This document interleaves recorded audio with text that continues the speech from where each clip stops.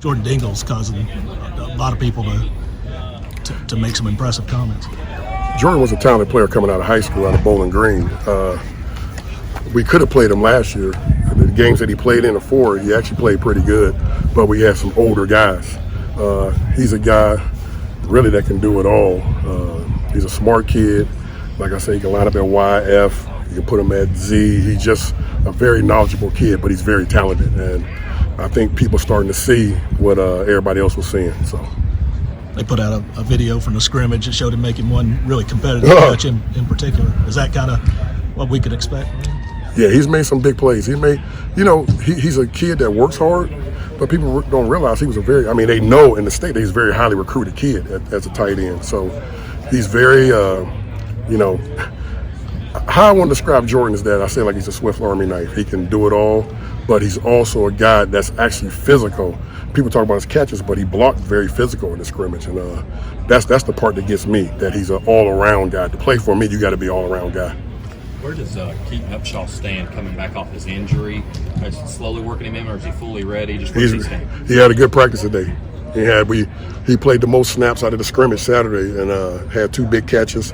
He still was a little rusty because he had missed I think a couple of days, maybe even like a week of practice. But Keaton's a 6'6", 6'7" guy that's athletic. He had a good practice today, so you cannot fall behind in that room. It's very talented.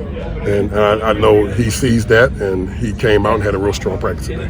Hey, Isaiah, how's he doing? We'll talk Saturday about wanting to, use him in different ways, make sure you're getting reps. How's this going to progress? He's the one I'm not worried about. You guys remember Isaiah from last year. In this offense right now, I'm just playing guys, and that's why we can play 4 or 5 guys. But there's going to be times where we have specific plays for Isaiah, so I'm not worried about Isaiah. Isaiah's been doing real good. How big of a difference have you seen guys since that rule went in where you can play them a little bit in the year before and not? Yes, that year? It's been huge because they get 4 games to get some games experience. Sometimes you can hold them out for 3 and then they play in a bowl game. They get that practice when you get bowl practices. I think Dingle really, really benefited from that, and he's really, to me, the most complete guy right now, and a guy to me. And when I say he's ahead of them guys, it ain't big separation, but it's separation to the point where the other guys are good, but Dingle's really doing some good stuff.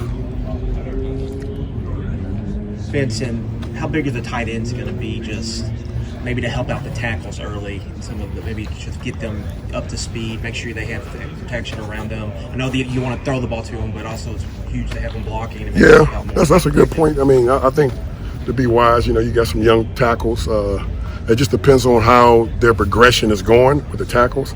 But, we always have a good game plan, especially if you're in 12 personnel. You got Bates who's 260, so if we need to chip, we will. But I got a lot of faith in what we need to do with our young tackles. I think they're going to do all right.